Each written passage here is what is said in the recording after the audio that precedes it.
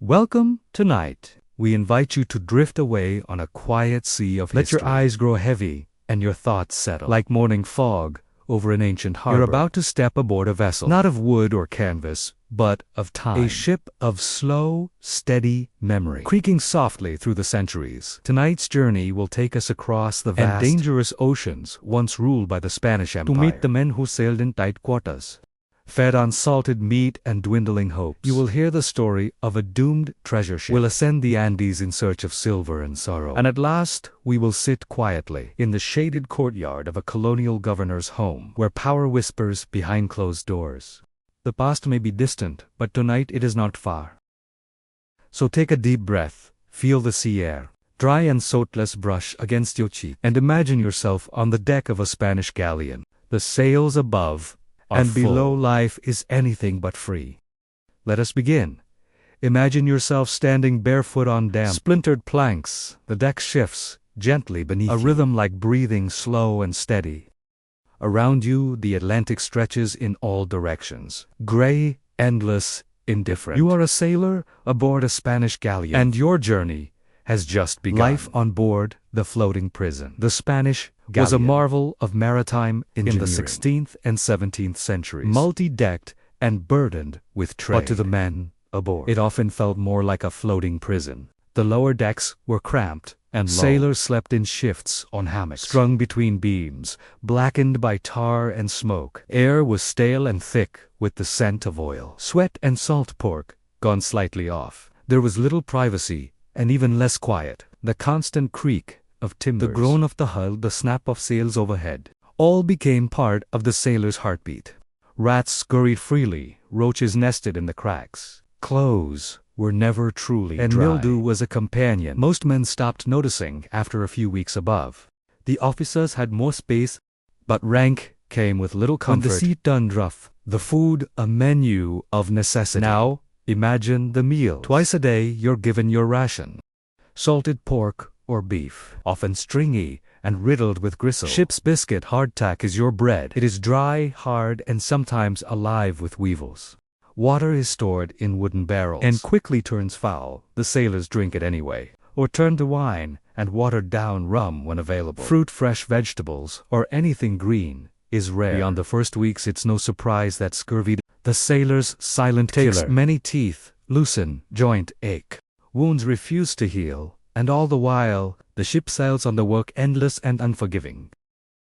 Sailors worked in shifts that blurred the line between day and night. The bells marked time. But in a life of constant labor, it was the same sound over and over again. You hold ropes, climbed rigging in wind and rain, scrubbed decks on your knees, and stood watch for hours, peering out into darkness if a storm hit. There was no rest. Everyone worked furiously, wordlessly, against the elements. Even in calm weather, the sun scorched the deck, and boredom was its own kind of torment. Days passed slowly, the horizon never changed, and always there was the captain. Authority was absolute, punishment was swift. Discipline and dread for minor of the boatswain. Whip cracked against bare backs with an eerie, practiced rhythm. There were no appeals, no trials. More serious crime, mutiny, theft, striking an officer were dealt with more severely. A sailor might be tied to the mast for hours under the sun, or worse, tied to a rope and dragged beneath the ship's keel. They called it. It was not done often, but the threat lingered like a shadow. And so most men obeyed. They toiled. They waited. They watched the sea. Companionship and survival. Despite it all, the men formed bonds. Songs were shared under moonlight, simple jokes, stories of land and love. Half a fiddle might echo across the deck. On a quiet night, these small rituals were there were no maps for emotions at sea, no time to mourn, to ponder, to cry when a man was lost overboard. It was brief, a shout, a splash, a silence.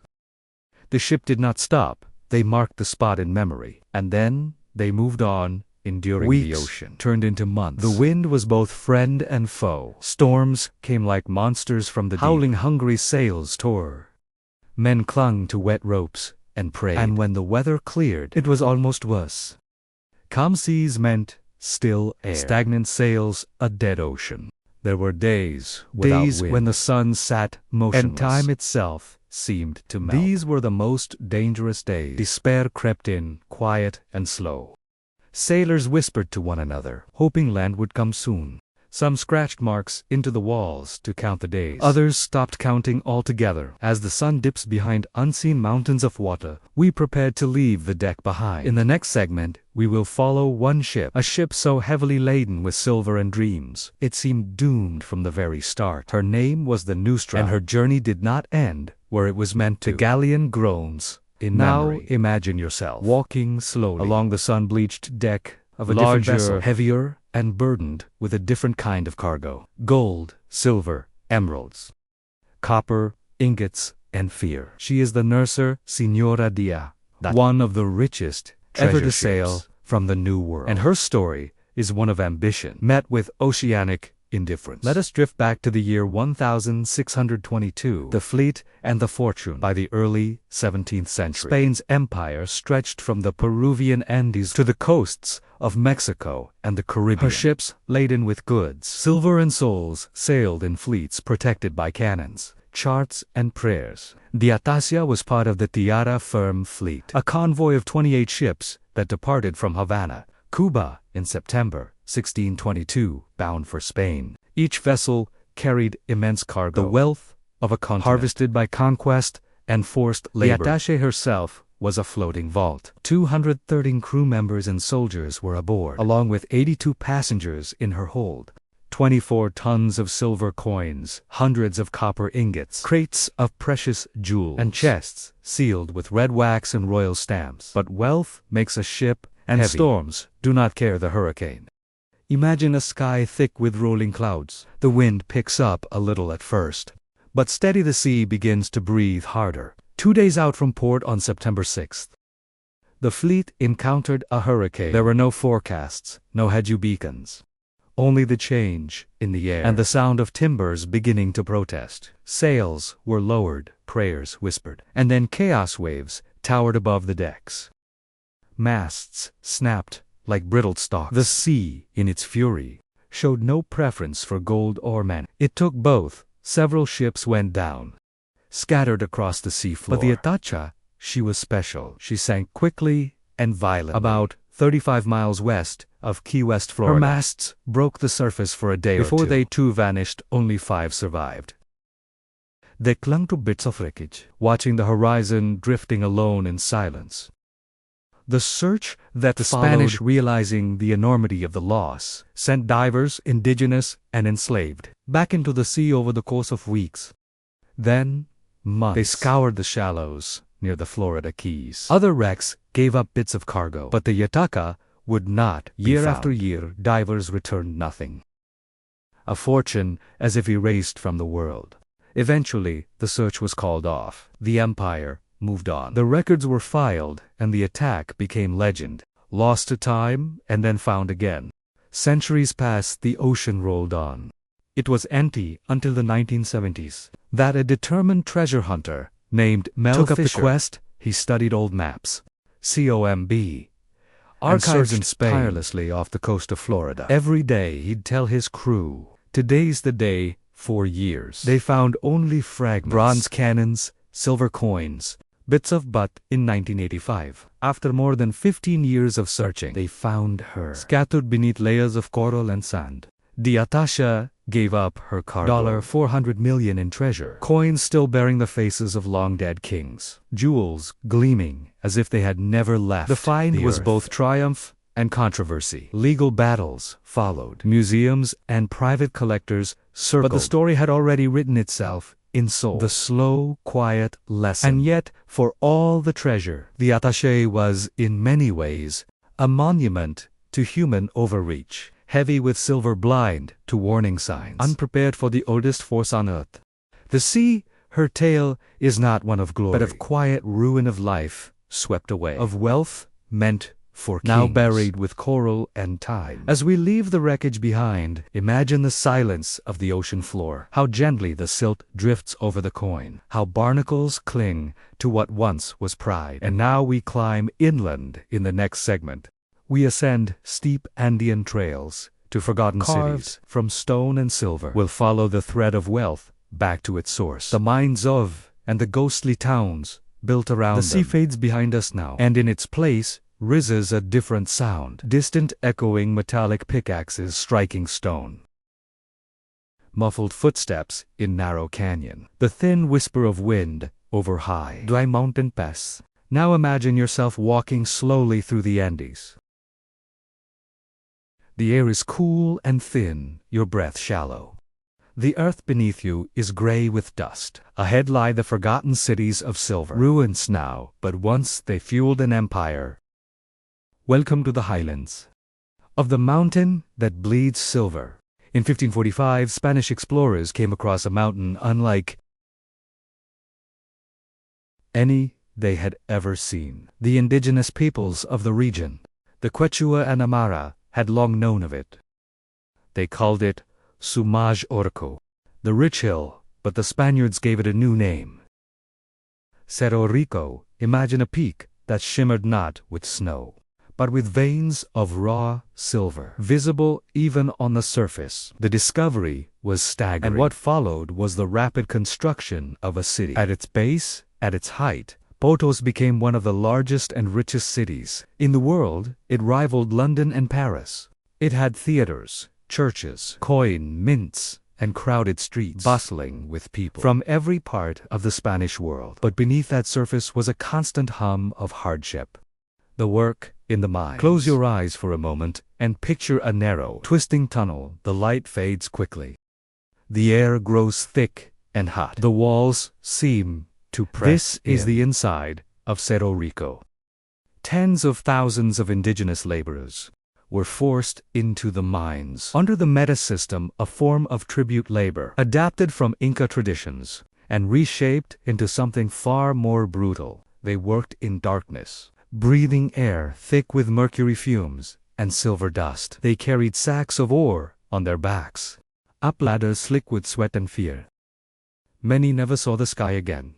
It was said, for every bar of silver that left the mountain, a life was buried in it. And the mountain kept giving and taking. The cities that sprang up and faded.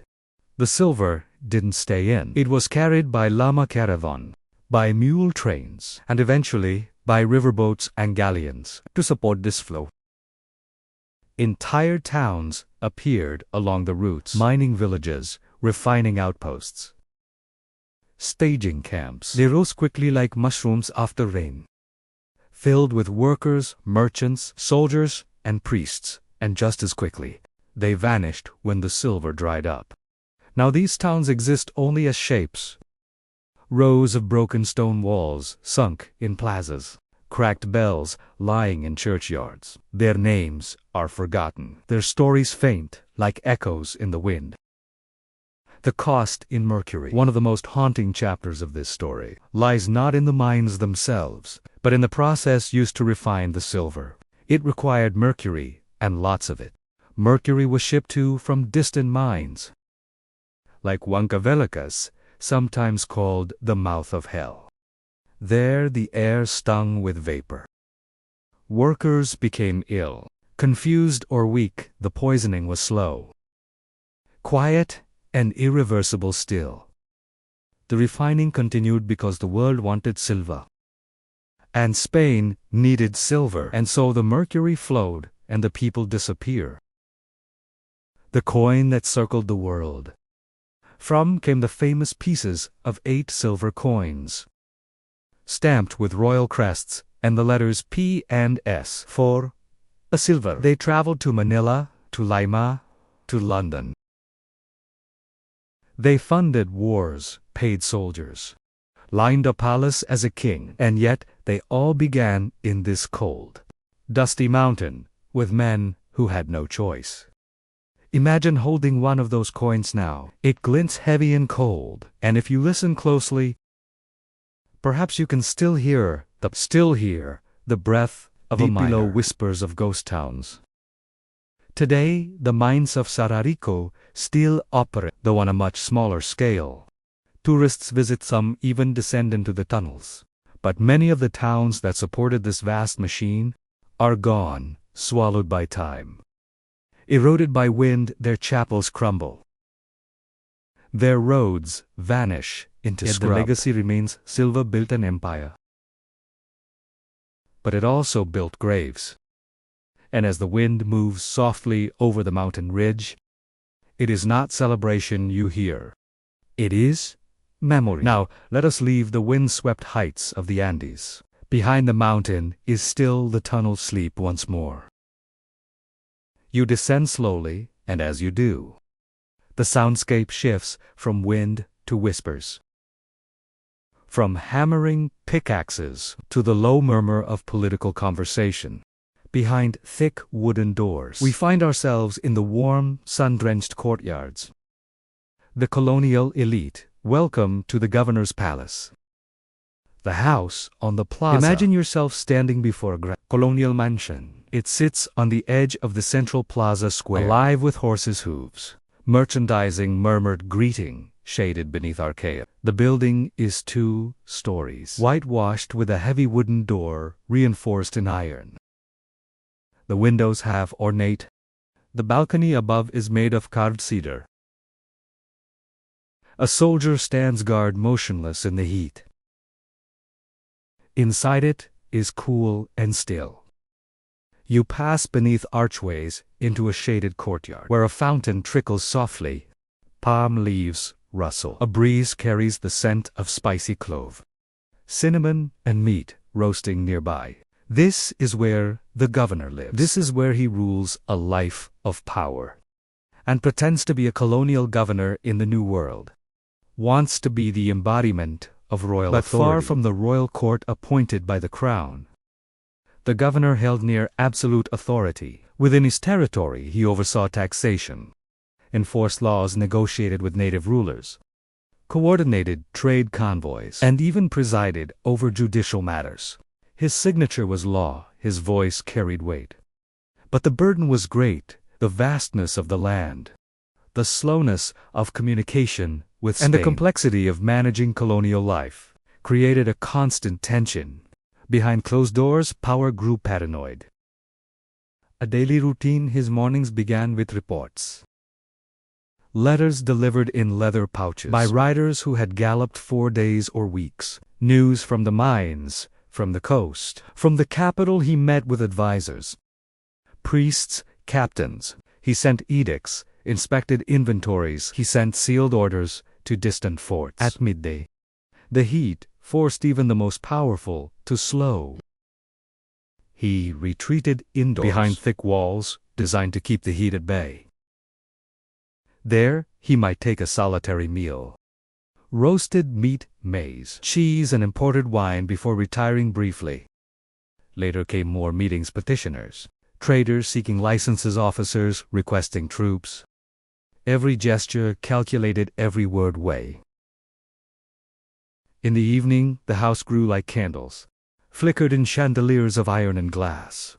Musicians play, local elites arrive for banquets, or quiet discussions about alliances, land grants, or disputes with distant rivals. The governor smiled often, but rarely laughed. Comforts in contrast. The governor lived with comforts that most of the colony would never touch. Imported fabrics lined the furniture. Maps and books from Europe filled his study. Dishes were porcelain, clothes were silks and velvets, and suited to the climate, but suited to appearances. And yet, he was never entirely at ease. Letters from Spain could bring promotion or accusation. A rival could send a damaging report. A priest might challenge his decisions from the pulpit. The threat of native resistance, smuggling rings, or rebellion always hovered in the shadows. He was powerful, but he was watched. Isolation and luxury. In many ways, the colonial governor lived in a gilded cage. He was far from Madrid, far from the court, far from his family in many cases. The New World was not his home, though he ruled it, and the people, indigenous, African, mestizo, Criollo, often did not see him as one of their own. His staff was loyal, but not always trustworthy. His advisors, some ambitious, some bit a jockey quietly for influence. At night, he walked the courtyard alone. The stars above unfamiliar. Unblinking, he wrote letters in longhand to the king. Always formal, always cautious. He was the king's man, in theory. But in practice, he was something else, saying, actor or a keeper of appearances, the inherited system. The governor's lifestyle was not merely personal. It reflected the broader system of colonial rule. Rigid, hierarchical, and obsessed with form. Status was measured in bloodline, birthplace, and proximity to the crown. Even within the elite, tension simmered between peninsular Spaniards, born in Spain, and Criollo stoves, born in the New World. Resentment brewed beneath the silks and silver. Laws were passed to maintain control. Censorship, sumptuary codes. Racial, categorized, all designed to keep power where the crown wanted it. The governor enforced these. Sometimes he questioned them. Often he simply obeyed a faint tap on the door. Now imagine him again, late at night.